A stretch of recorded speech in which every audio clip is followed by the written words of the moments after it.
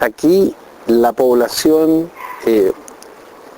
decreció tremendamente, mucho antes que llegaran los europeos. Estamos hablando de conflictos sociales hacia los siglos XVI, XVII, y cuando llegaron los primeros europeos y otros, trajeron enfermedades que ayudó a diezmar más la población por la introducción de epidemias. Pero se agrega también el factor de piratería, que por ahí, por 1860, 62, se llevaron mucha gente de esta isla al Perú como esclavos para ser vendidos tanto como trabajadores en las haciendas, así como en la explotación del guano en algunas de las islas. Y también hubo un fenómeno de emigración fuera de la isla, guiados por misioneros que se sentían muy descontentos con un extranjero francés que estaba explotando la isla y que tuvieron conflicto con él. Me refiero a Dutrou-Bornier. Entonces, por ahí, por 1877, Isla de Pascua tenía cerca de 100 personas, 111 o 101 personas, pero habían 100 personas, alrededor de 100, de una población que cerca del siglo XV después de Cristo pudo haber llegado a 20.000 habitantes. Bueno, este hecho de perder tanta gente también significa perder tanta memoria. Quienes conocían el funcionamiento de los ajus, las ceremonias que se realizaba, los nombres precisos de cada lugar donde se procuraban de recurso natural, se iban perdiendo. Y cuando esta población de Isla de Pascua, en este proceso de disminución, fueron trasladados, por ejemplo, de diferentes sectores de la costa para vivir recluidos solamente en el pueblo de Jangaroa, hizo que también perdieran conocimiento o que perdieran los nombres de diferentes ajus u otros sitios importantes de cada uno de los asentamientos donde vivían. Y de ahí entonces que la recopilación de la tradición oral, y en particular la recopilación de toponimia, tiene un tremendo valor para conocer y mantener la historia de este pueblo.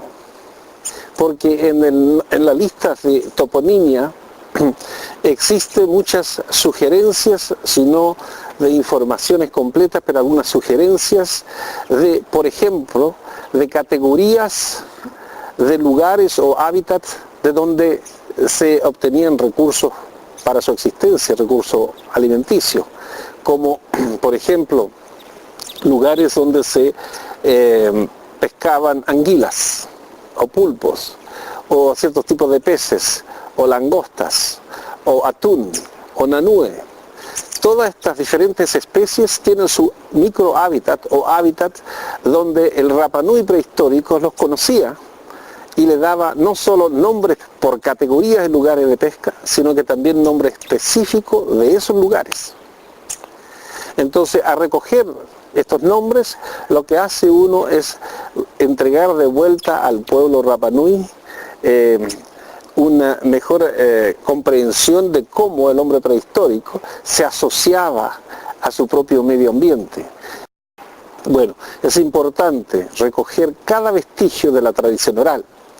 La pobreza de la tradición oral de Isla de Pascua, como le decían delante, se refleja en las listas de leyendas, y muy pocas de ellas que están recopiladas en los libros. Libro de Metro, libro del padre Sebastián Engel, escritos de Catherine Routledge, 1914. Entonces uno revisa y al revisar esta literatura se da cuenta lo pobre que hay. Bueno, compara uno con Tahití, con Samoa, con Hawái, con Tonga, otras culturas del Pacífico y se da cuenta que somos realmente el más pobre de todos en materia de tradición oral. Sin embargo, nuestra riqueza está en otros aspectos de los estudios antropológicos.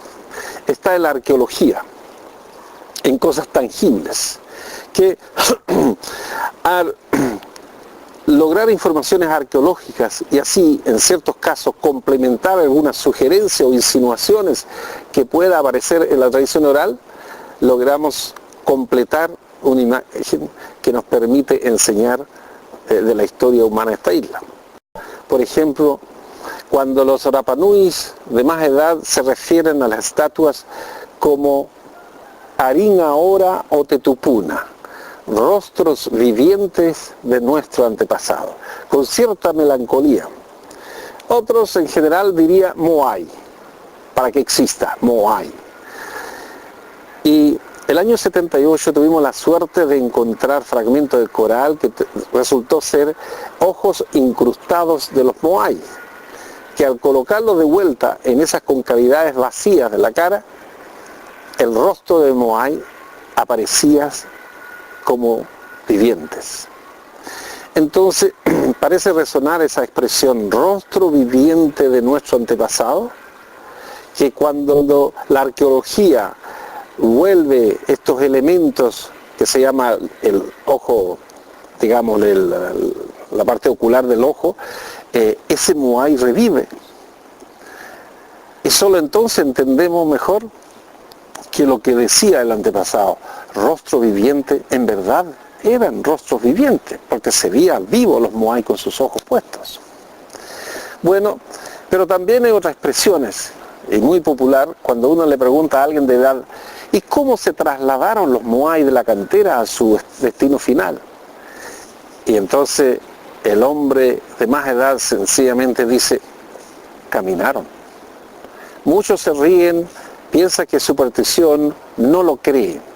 Pero si uno insiste, el Rapanui de más edad generalmente se pone duro y más serio y dice, no, los Moai caminaron. ¿Pero cómo? Ah, con mana. Y ahí entonces a uno lo deja en el misterio absoluto. Mana es una fuerza, es una especie de electricidad, es un poder especial que permite caminar. Entonces uno como científico se queda stand-by y dice, bueno, mana será una interpretación. Por suerte y también por dedicación hemos encontrado últimamente que los Moai fueron fabricados de manera que en posición vertical podía con cierta facilidad ser desplazado como si fuera caminando. Hemos encontrado más de 14 evidencias arqueológicas que afirman este tema.